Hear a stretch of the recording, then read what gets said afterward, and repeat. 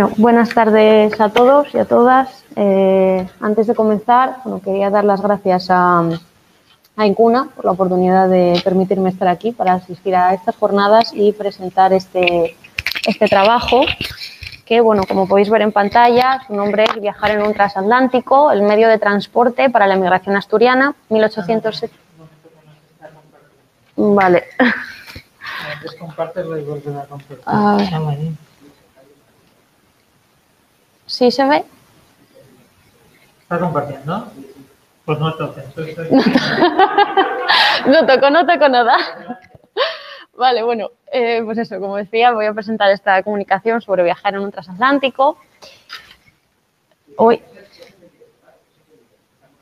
Vale. A ver si se ve. Vale. Bueno, pues como decía, el transporte marítimo fue un medio vital para el desarrollo económico y social durante prácticamente todo el siglo XIX, ya que los buques fomentaron el traslado de mercancías cuando el resto de medios de transporte todavía estaba en desarrollo. Pronto se vio que podían ser utilizados para transportar personas, lo que fomentó el crecimiento de la emigración. Las razones de la marcha eran variadas, pero todas reflejaban y reflejan la pobreza de masas, independientemente del lugar al que nos refiramos. Hay numerosos estudios acerca de las causas y las consecuencias de la emigración, pero no tantos acerca de la travesía realizada por esos individuos que buscaban un futuro mejor, siendo precisamente la cuestión que trataré aquí en esta comunicación. Bueno, como decía, el transporte marítimo fue el testigo de la emigración hacia América, primero utilizando la vela y posteriormente el vapor. Este ingenio ya databa de principios del siglo XIX y logró revolucionar todo el mercado productivo gracias a la combustión del carbón, aprovechando el calor y la presión del vapor de agua. Su incorporación a los buques fue tardía por dos motivos. Primero, por la eficiencia de la vela y, en segundo lugar, por el peso y el tamaño de las máquinas, así como la gran cantidad de combustible que era necesario transportar. Tras numerosos experimentos, el más completo se logró en 1845, cuando el Great Britain logró cruzar el Atlántico en tan solo 15 días, disminuyendo su peso a la mitad y aumentando la velocidad gracias a la introducción del casco de hierro y la hélice. Sin embargo, en nuestro país no se contaba con semejante avance técnico, por lo que este tipo de buques eran encargados a los astilleros británicos. Las décadas finales del siglo XIX dieron ese empuje necesario para que las navieras se hicieran primero con el transporte de la correspondencia y después con el de pasajeros, que fueron aumentando hasta que en 1880 la emigración se volvió masiva. La mayoría de los embarcados eran hombres jóvenes que buscaban trabajar en el campo o en la industria y, de forma minoritaria, mujeres que intentaban dedicarse a la costura o al servicio doméstico. En un intento por contener toda esa salida de personas, en 1881 se formó una especie de comisión encargada de supervisar los permisos de embarque y de endurecer las condiciones de salida.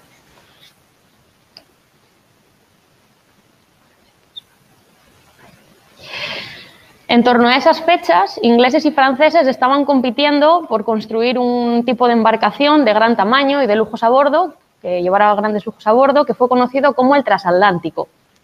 Su época dorada fue entre 1877 y 1914, coincidiendo con el momento de mayor demanda de migración hacia América. Dos navieras inglesas sobresalieron por sus innovaciones. La White Star Line, que fue la primera que incluyó camarotes de primera clase, espectáculos a bordo, agua corriente y electricidad, y la Cunard Line, que creó los mayores transatlánticos del mundo. A esta clase pertenecía el Titanic, que tras su hundimiento en 1912 puso sobre la mesa la necesidad de regular estas embarcaciones y de incluir los medios de salvamento suficientes para el pasaje. Desde sus inicios, los transatlánticos se caracterizaron por la segregación social, ya que las estancias más altas albergaban los camarotes de lujo y todos los espacios de socialización. Y a medida que se iba descendiendo, se pasaba de segunda a tercera clase, que compartía espacio con la sala de máquinas, las cocinas y el equipaje. La primera clase contaba con estancias construidas y amuebladas con materiales caros. Por ejemplo, tenían alfombras y mosaicos para los suelos, los muebles y las camas eran de madera pintada, los cortinajes que había en las ventanas, algunos incluso tenían tapices de la Real Fábrica de España, y todas las sillas, sillones y sofás estaban tapizados. Además, las decoraciones y la iluminación artificial estaban realizadas en bronce y contaban con la suficiente luz natural y ventilación para que pudieran disfrutar de las vistas. El servicio de comidas también era diferente, porque las clases más altas tenían a su disposición platos y dulces varias veces al día, pero la calidad y la cantidad iban descendiendo hasta la tercera clase, que solo disponía de 2 comidas al día, que se repartían en calderos y además la mayoría de las veces estaban poco cocinadas.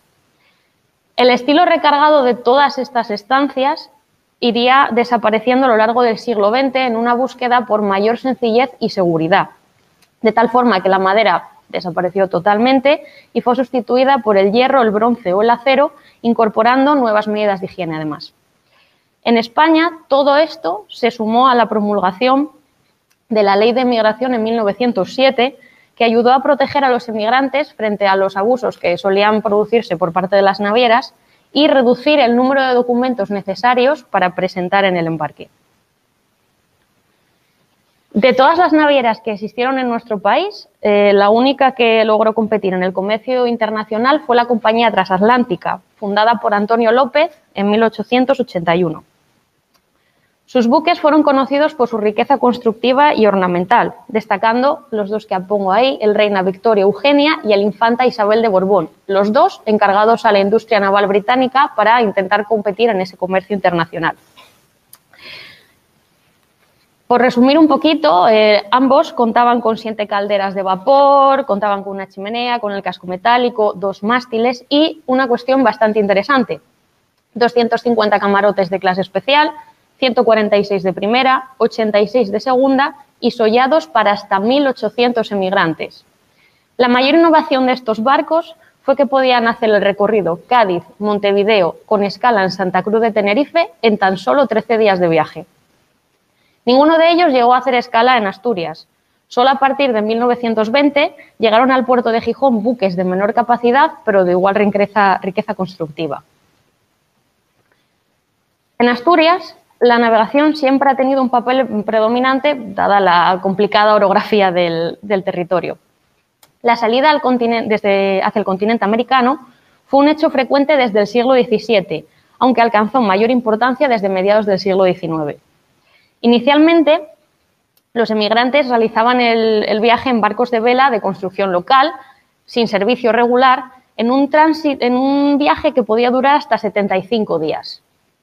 Con la introducción del vapor, los consignatarios de esas grandes navieras nacionales e internacionales tomaron el control y, con el permiso de embarque de migrantes concedido desde 1911, Gijón se convirtió en el puerto que aglutinó el mayor número de salidas.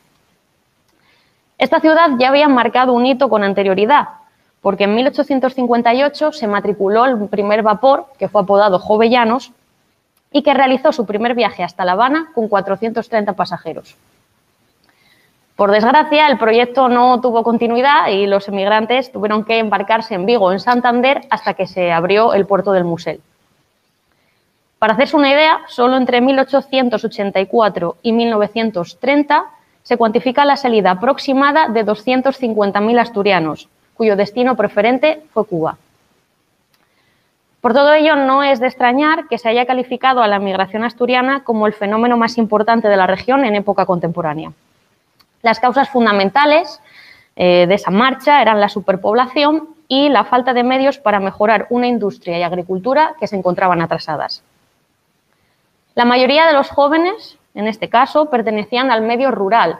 La salida había sido decidida previamente por sus padres en un intento de que intentaran encontrar un futuro mejor. Solían marchar a la llamada de otro pariente, de un amigo o familiar que ya estaba en América asentado, así que realmente eran muy pocas las familias en Asturias que no tuvieran algún pariente o algún conocido en América.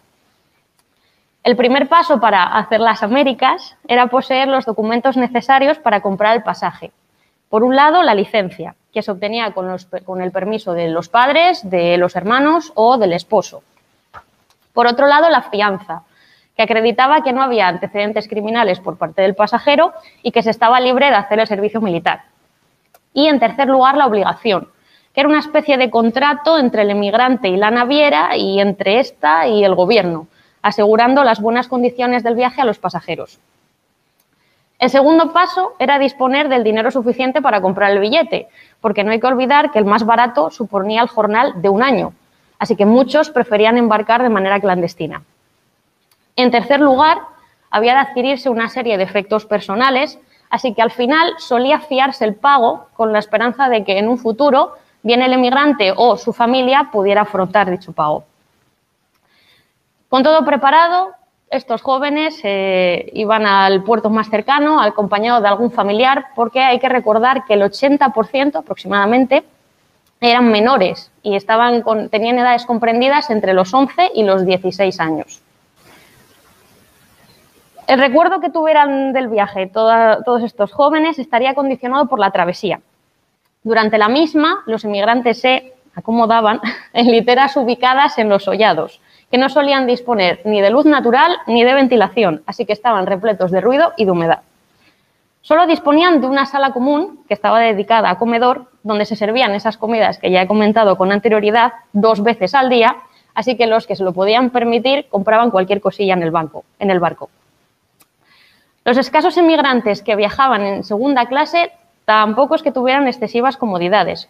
Dormían en literas, pero sí es cierto que en este caso solían disponer de luz y de algo de ventilación, y las comidas eran de una calidad ligeramente superior. Además de estas condiciones, durante el viaje se padecían diferentes enfermedades, siendo el mal más común el mareo, como uno de los testimonios que os pongo aquí, pero en algunos casos podían llegar a producirse fallecimientos, bien por enfermedad, por partos complicados durante la travesía, aunque la mayoría de las veces se debían a las malas condiciones de higiene. Una vez superada esa travesía y llegados al destino, los jóvenes eran recogidos por familiares o amigos. Para aquellos que no habían tenido o no tenían esa suerte, o que habían subido de manera clandestina, les esperaban los centros de internamiento hasta que alguien los reclamase. Si se contaba con el aval de alguna institución, la salida era mucho más rápida. En este sentido, las asociaciones fueron un pilar fundamental en la migración española, porque proporcionaron protección, beneficencia, instrucción y apoyo financiero a todos los recién llegados. El más conocido, para el caso que nos ocupa, fue el Centro Asturiano de La Habana, que en 1911, tras casi un cuarto de siglo de andadura, contaba con 54 delegaciones repartidas por todo el continente americano. Los servicios que ofrecían, sin duda, marcaron la diferencia para aquellos que llegaban sin contactos, que estaban desamparados, estableciendo una vía de enlace con aquello que habían dejado atrás y brindándose el apoyo mutuo necesario. Una vez asentado, el emigrante asturiano prácticamente vivía para trabajar, intentando reunir los fondos suficientes para él y para su familia. En este sentido, los giros y misivas fueron de gran importancia para Asturias, porque permitieron el alivio de gran parte de la población más pobre dedicada al sector primario. Tras varios años, una minoría podía permitirse regresar, bien de forma permanente o temporal, aunque en ningún caso suponía cortar lazos con América. Fueron ellos, esa minoría, los que perpetuaron el mito del indiano rico y filantrópico, el que destinaba parte de su capital para mejorar su ciudad natal, favoreciendo la creación de todas aquellas infraestructuras que fueran necesarias.